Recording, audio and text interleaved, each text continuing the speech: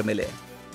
Aapki ಅದಾಲತ್ನಲ್ಲಿ super star Hema ಮಾಲಿನಿಯವರ ಮೇಲಿರುವ ಆರೋಪವೆಂದರೆ ಇವರು ಇವತ್ತಿಗೂ ಅವರ ಮಕ್ಕಳಿಗೆ ಕಾಂಪಿಟೇಷನ್ ಕೊಡುತ್ತಾರೆ ಎಂಬುದು. ಹೇಮಾ ಅವರೇ, ನೋಡಿ, ಫಿಲ್ಮ್ ಸ್ಟಾರ್ಗಳು ನಿಮ್ಮ ಮಗಳನ್ನ ಅಂದ್ರೆ ಇಶಾ ಅವರನ್ನ ಭೇಟಿ ಮಾಡೋದಕ್ಕೆ ಅಂತ ಹೋದಾಗ ಏನ್ ಹೇಳ್ತಾರೆ ಅಂತಂದ್ರೆ, ಸಲ್ಮಾನ್ ಖಾನ್ ಅಂತ ಸ್ಟಾರ್ ಹೇಳ್ತಾರೆ, I am in love with your mother. ಆ ತರ ತಮಾಷೆ ಮಾಡ್ತಾರೆ ಜನಗಳು. ಅದನ್ನ ನಾವು ಸತ್ಯ ಅನ್ಕೊಂಡು ನಾವು ನಂಬ್ಕೊಂಡ್ರೆ ಅದು it's a stupidity on my part. ನಾನ್ ಕೇಳ್ಪಟ್ಟೆ ಜಾನ್ ಅಬ್ರಹಾಂ ಇಶಾ ಅವ್ರ ಹತ್ರ ಹೇಳಿದ್ರಂತೆ, your mother is the hottest star. ಅವ್ನ್ ಯಾಕೆ ಹಾಗೆ ಹೇಳ್ತಾನೆ ಅಂದ್ರೆ, ಬಾಬುಲಲ್ಲಿ ನಾನು ಕೆಲಸ ಮಾಡುವಾಗ ನಾನು ಸ್ವಲ್ಪ ಜಾಸ್ತಿ ಅವನ್ನ ಕಂಫರ್ಟಬಲ್ ಫೀಲ್ ಮಾಡಿಸಿದ್ದೆ ಅದಕ್ಕೆ. ನೋಡಿ, ಇವತ್ತಿನ ಹೀರೋಯಿನ್ಸ್ ಏನಿದಾರಲ್ಲ ಅವರು ನಿಮ್ಮನ್ನ ನೋಡಿ ಸ್ವಲ್ಪ ಹೊಟ್ಟೆ ಉರಿ ಪಟ್ಕೋತಾ ಇರ್ಬೋದು. ಯಾಕಂದ್ರೆ ಇವತ್ತು ಕೂಡ ಅವರು ನಿಮ್ಮ ಹಾಗೆ ಕಾಣಿಸ್ಕೊಳ್ಳೋದಿಕ್ ಸಾಧ್ಯ ಆಗ್ತಿಲ್ಲ. ಸೌಂದರ್ಯ ಏನಿದೆಯೋ ಅದು ದೇವ್ರು ಕೊಟ್ಟಿರೋ ಅಂಥದ್ದು. ಅದನ್ನ ಮೇಂಟೈನ್ ಮಾಡೋದು ನಮ್ಮ ಕರ್ತವ್ಯ. ನಾನು ಆ ಹೀರೋಯಿನ್ಗಳ ಹೆಸರನ್ನ ಹೇಳೋದಿಲ್ಲ. ಅವರು ನಿಮ್ಮ ವಯಸ್ಸಿಗೆ ಬಂದಾಗ ಅವರು ಹೇಗೆ ಕಾಣಿಸ್ಕೊಳ್ತಾರೆ ಅಂತ ಹೇಳಕ್ಕಾಗಲ್ಲ. ಹಾಗಾದ್ರೆ ಒಳ್ಳೇದಲ್ವಾ, ನಾನೊಂದು ಎಕ್ಸಾಂಪಲ್ ಆಗಿದ್ದೀನಿ. People can follow me and make themselves look good. ನೋಡಿ, ನನ್ನ ಹತ್ರ ಯಾರೋ ಒಬ್ರು ಹೇಳಿದ್ರು, ನೀವು ಇಷ್ಟು ಸುಂದರವಾಗಿ ಕಾಣಿಸ್ಕೊಳ್ಳೋದಕ್ಕೆ ಕಾರಣ ಏನು ಅಂತಂದ್ರೆ ನಿಮ್ಮ ಮನಸ್ಸು ಕೂಡ ಅಷ್ಟೇ ಸುಂದರವಾಗಿದೆ, ಮತ್ತೆ ನೀವು ಇವತ್ತಿಗೂ ಅಷ್ಟೇ ರೊಮ್ಯಾಂಟಿಕ್ ಆಗಿದ್ದೀರಾ. ನೀವು 18 ವರ್ಷದಲ್ಲಿದ್ರಲ್ಲ ಹಾಗೆ. ರೊಮ್ಯಾಂಟಿಕ್ ಅಂತೂ ಇರಲೇಬೇಕು.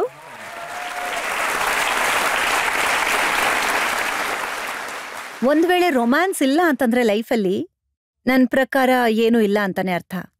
That's love has to be there. ನೋಡಿ, ನಿಮ್ಮೊಟ್ಟಿಗೆ ಜಾಸ್ತಿ ರೊಮ್ಯಾನ್ಸ್ ಮಾಡಿದಂತ ಧರ್ಮ ಅವರಿದಾರಲ್ಲ, ನಾನ್ ಕೇಳ್ಪಟ್ಟೆ ಅವರು ಇತ್ತೀಚೆಗೆ ನಿಮ್ಮ ಮೇಲೆ ಕವಿತೆ ಬರೆಯೋದಿಕ್ ಶುರು ಮಾಡಿದಾರಂತೆ. ತುಂಬಾ ಒಳ್ಳೆ ವಿಚಾರನೇ ಅಲ್ವಾ. ಅವರ ಕವಿತೆ ಇನ್ನು ಜಾಸ್ತಿ ಚೆನ್ನಾಗಿ ಬರೀತಿದ್ದಾರೆ ಅಂತ. ನೀವು ಅವ್ರನ್ನ ಕವಿ ಮಾಡ್ಬಿಟ್ರಿ. ಆಗೋಗಿದ್ದೀನಿ. ರೊಮ್ಯಾನ್ಸ್ ಮಾಡ್ತಾ ಮಾಡ್ತಾ ಕವಿತೆ ಕೂಡ ಆಗ್ಬಿಟ್ಟಿದ್ದೀನಿ. ಅವರಿಗೋಸ್ಕರ ನೀವೇನ್ ಮಾಡ್ತೀರಾ? Dance performance? ನೋ, ಅವ್ರು ನನ್ನ ಡ್ಯಾನ್ಸ್ ಪರ್ಫಾರ್ಮೆನ್ಸ್ ಅನ್ನ ಇಲ್ಲಿವರೆಗೆ ಕೂಡ ನೋಡಿಲ್ಲ. ಅವ್ರು ಮುಂಚೆ ನನ್ನ ನೋಡಿದ್ರಂತೆ, ಆದ್ರೆ ನಾನು ಯಾರು ಅಂತ ಗೊತ್ತಿಲ್ಲದೆ ಇರೋವಾಗ.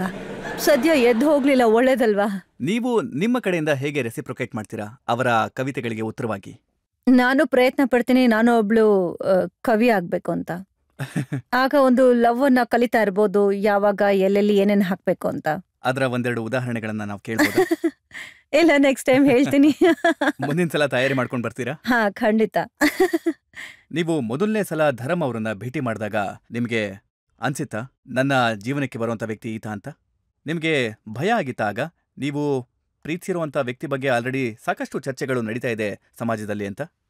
ಇಲ್ಲ, ನಾನು ಅವ್ರನ್ನ ಮೊದಲನೇ ಸಲ ಮೀಟ್ ಮಾಡಿದಾಗ ಇವರೇ ನನ್ನ ಜೀವನ ಸಂಗಾತಿ ಆಗ್ತಾರೆ ಮುಂದೆ ಅಂತ ನಾನು ಯೋಚನೆ ಕೂಡ ಮಾಡಿರ್ಲಿಲ್ಲ.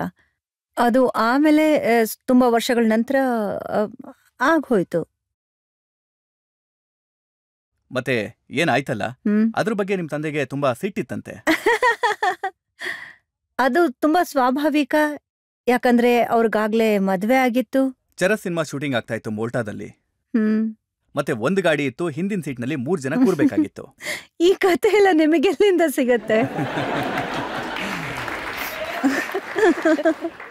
ಮತ್ತೆ ನಿಮ್ಮ ತಂದೆಯವರು ನಿಮ್ಮಿಬ್ರು ಮಧ್ಯದಲ್ಲಿ ಕೂರುವಂತ ಪ್ರಯತ್ನ ಮಾಡಿದ್ರು.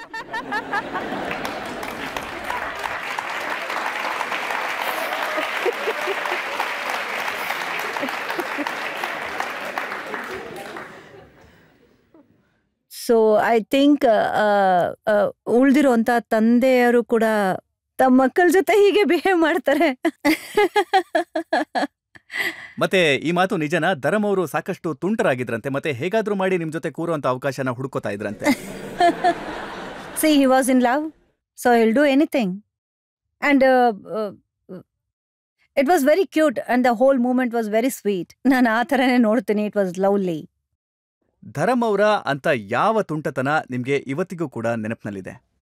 ಅದು ತುಂಬಾ ಇದೆ, ಯಾವ್ದಾವ್ದು ಅಂತ ಹೇಳಿ. ಆದ್ರೆ ಈ ಮಾತು ನಿಜನಾ?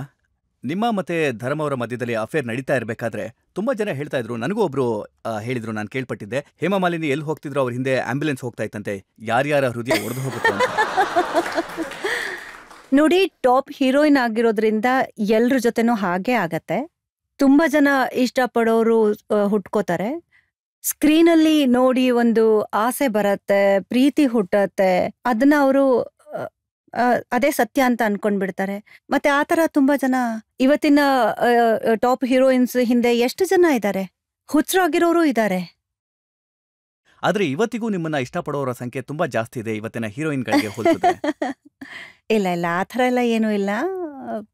I am very happy. Why not? They should like me, they should love me. ಯಾಕಾಗ್ಬಾರ್ದು? ನೋಡಿ, ಕೆಲವೊಮ್ಮೆ ಹೀಗೂ ಕೂಡ ಆಗತ್ತೆ. ನಿಮ್ಮ ಮಗಳು ಇಶಾ ಇದ್ದಾಳಲ್ಲ, ಆಕೆನ ನಿಮ್ ಜೊತೆಗೆ ಕಂಪೇರ್ ಮಾಡೋದಕ್ಕೆ ಶುರು ಮಾಡ್ತಾರೆ. ಜನ ಹೇಳ್ತಾರೆ ತಾಯಿ ಇಷ್ಟು ಸುಂದರವಾಗಿರೋದ್ರಿಂದ ಮಗಳಿಗೆ ಕಾಂಪಿಟೇಷನ್ ಅಂತ. ಇಲ್ಲ ಇಲ್ಲ, ಆ ಥರ ಏನಿಲ್ಲ. My daughter is very beautiful and very highly talented she is. And ಇದು ಖಂಡಿತ ಅವಳೊಂದು ಕಷ್ಟನ ಎದುರಿಸ್ಬೇಕಾಗತ್ತೆ. ಯಾಕಂದರೆ ನಾನು ಒಬ್ಳು ಫಿಲಮ್ ಸ್ಟಾರ್, ಇವಾಗಲೂ ಫಿಲ್ಮಲ್ಲಿ ಕೆಲಸ ಮಾಡ್ತಾ ಇದ್ದೀನಿ. ಆ ಕಾರಣದಿಂದ ಯಾವ ಪ್ಯಾರೆಂಟ್ಸ್ ಸಕ್ಸಸ್ಫುಲ್ ಇದ್ದಾರೋ ಅವರ ಮಕ್ಕಳಿಗೆ ತುಂಬಾ ಪ್ರಾಬ್ಲಮ್ ಇರುತ್ತೆ. ಅವ್ರಿಗೆ ತುಂಬ ಕಾಂಪಿಟೇಷನ್ ಆಗೋಗುತ್ತೆ. ಅನ್ನೆಸೆಸರಿಲಿ ಅವ್ರ ತಂದೆ ತಾಯಿನೇ ಆಗೋಗ್ತಾರೆ. It is not required. And public ಏನಿದಾರೋ ಅವರು ತುಂಬ ಜಾಸ್ತಿ ಕಂಪೇರ್ ಮಾಡೋಕೆ ಶುರು ಮಾಡ್ತಾರೆ. ಅದು ತುಂಬ ದೊಡ್ಡ ತಪ್ಪು. ಅದು ಹಾಗೆ ಮಾಡಲೇಬಾರ್ದು.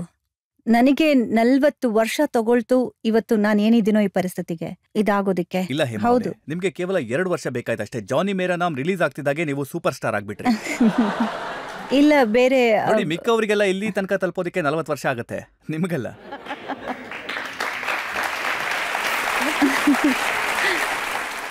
ಮತ್ತೆ ನೋಡಿ, ಈ ಮಾತು ನಿಜ ಅಲ್ವಾ? ನಿಮಗೆ ಎಂತ ಸಕ್ಸಸ್ ಸಿಕ್ತಲ್ಲ, ಅದು ನಿಮ್ಮ ಮಗಳು ಈಶಾಗೆ ಸಿಕ್ತಿಲ್ಲ ಅಂತ. ಇಲ್ಲ, ಕೆಲವರಿಗೆ ತುಂಬಾ ಬೇಗ ಸಿಗತ್ತೆ, ಕೆಲವರಿಗೆ ಸಮಯ ತಗೊಳತ್ತೆ. ಅಂಡ್ ಅವಳು ಎಷ್ಟು ಟ್ಯಾಲೆಂಟ್ ಇದ್ದಾಳೋ ಅವಳಿಗೆ ಖಂಡಿತ ಸಿಗತ್ತೆ. ನಾನು ಆಸೆ ಪಡ್ತೀನಿ ಅವಳಿಗೆ ಒಳ್ಳೊಳ್ಳೆ ಸಿನಿಮಾ ಸಿಗ್ಬೇಕು. So she will do very well.